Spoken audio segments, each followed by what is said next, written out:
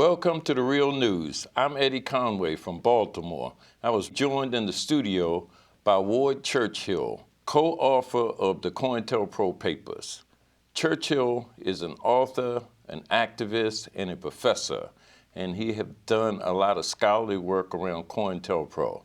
One of his other books is Agents of Repression, which is a detailed study of government agents' attacks on the 1960s social movements. So can you give me kind of like a short overview of what COINTELPRO was? Well, for starters, COINTELPRO, the word, the term, it's an acronym, cryptonym, because the program was secret for as long as it existed in a formal sense, stands for Counterintelligence Program, CO, from the counter, intel for the intelligence, and program, COINTELPRO.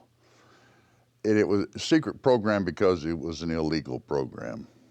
Simplest terms, it was to take the methods and techniques that were used by the FBI to neutralize the activities of intelligence operatives of hostile foreign powers inside the United States, primarily the KGB, but in principle at least, any hostile foreign power.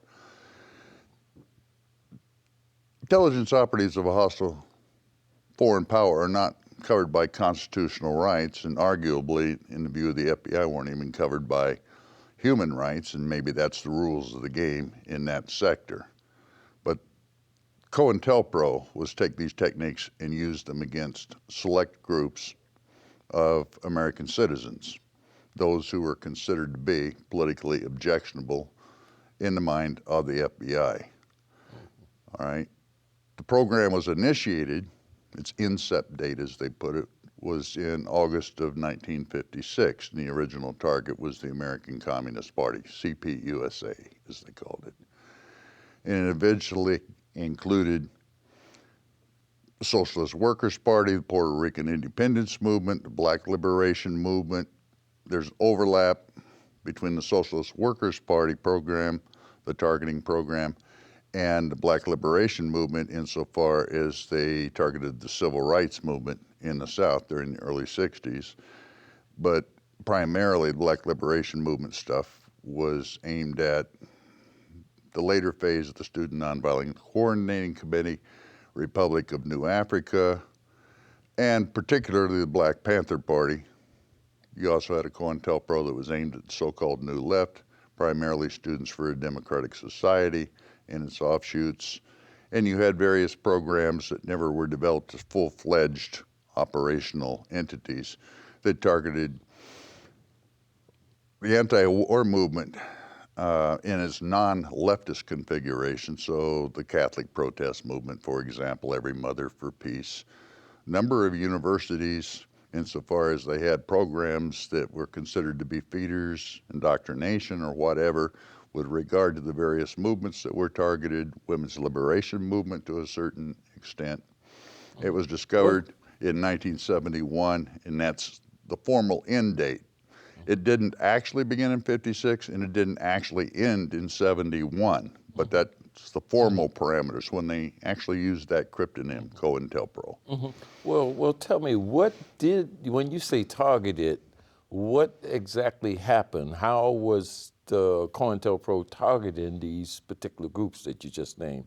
Well, the object of a counterintelligence program, the use of these techniques, is to neutralize the target. In other words, to cause the target, that is an individual, a key individual in a group, or the whole group of individuals, to stop doing whatever it is that caused them to be targeted in the first place. Whatever means will accomplish that are actually considered to be acceptable. So you have a sort of continuum of things, from spreading false information about them, infiltrating the organizations both to collect intelligence, that is, get information out from the inside, people who are attending meetings, holding positions often in the organizations and so forth.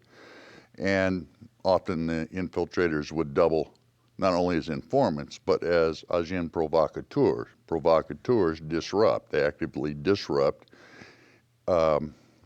raising false disputes, spreading rumors and so forth within the organizations, caused them to be unable to function in a political sense in an effective way. They would often as well, particularly in later phases of COINTELPRO, when the targeting of the Black Panthers, for example, was at issue, attempt to lead people into criminal activities that they would not otherwise have engaged in, entrap them, caused them to be neutralized in that fashion, tied up in the judicial system, sent to prison. You drain the organization's resources, both in terms of personnel, cadres, committed activists, often the most experienced, veteran, charismatic, effective activists. Those are the primary targets, but rank and file as well. If you don't necessarily get convictions on these, because as the people who ran COINTELPRO put it, it's immaterial as to whether facts exist to support a charge. The charge itself is what's important. So you're tying up the personnel, but you're also tying up the financial resources.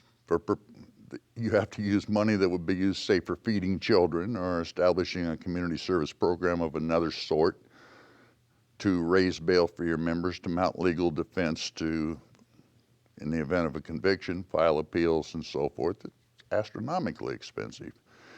And the organizations that were targeted were people's organizations. They're coming from the community. They're not funded by the Rockefeller Foundation and the Ford Foundation, not receiving federal grants. They're opposing the government. They're opposing government policy. They're opposing the status quo. They are not popular with those who are the wealthy elite.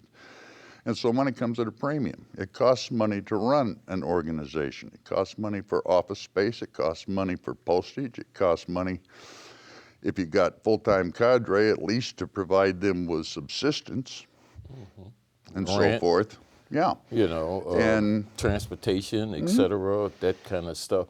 Well, I mean, okay, so far what you're saying is that they kind of, you know, got information, they transferred information, they caused some disruptive activities, they engaged in some illegal kind of activities in terms of getting organizations. But did they do anything beyond that? Sure. But understand, when we're talking about the latter part of what I was talking about, this extra legal use of the judicial system, you're talking about things which are crimes. Okay. You're talking about false arrest intentionally. You know you're arresting someone on bogus charges, but you're arresting them anyway for a reason having nothing to do with law enforcement. Like the New York 21, say, for instance, for the Black Panther Party. Sure. They're going to blow up Macy's and the botanical gardens and the subway system and a bunch of police stations with a bunch of empty aerosol cans and 4 ounces of black powder. Okay, they've got, what was it, 24 lengths of pipe with no caps on the ends. These are the evidence of this vast conspiracy to destroy Western civilization.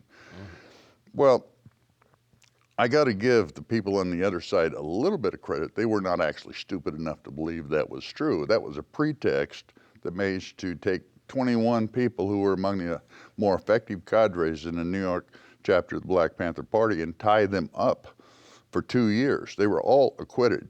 All 156 charges filed against them in a mass trial.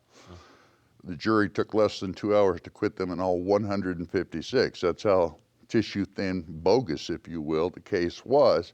But in the interim, they'd all been held on $1 million bond. $100,000 cash had to be anteed up to get anybody out of jail, so they're sitting in the tombs for 2 years before they're all acquitted. They'd already served the time, and the disruption of the party speaks for itself. You have a neutralization of its capacity to function based upon key activists being taken out of action, and party resources, tremendous level, sucked into that process. And the Panther 21 case, by the way, was not the only case going on in New York City at the time. It was just the most prominent. You had this on a nationwide basis. This was systematic. It was happening, as you know, in Baltimore. It was happening in Omaha. It was happening in LA with the LA 13. It was happening in Kansas City. It was happening in Chicago. It was happening up in New Haven with the Bobby Seale, Erica Huggins trial, and so on straight down the line. I spent the last 40-odd years in or around Denver, Colorado, and you had trials there nobody's ever even heard of. Please join me in the second part of my interview with Ward Churchill on The Real News.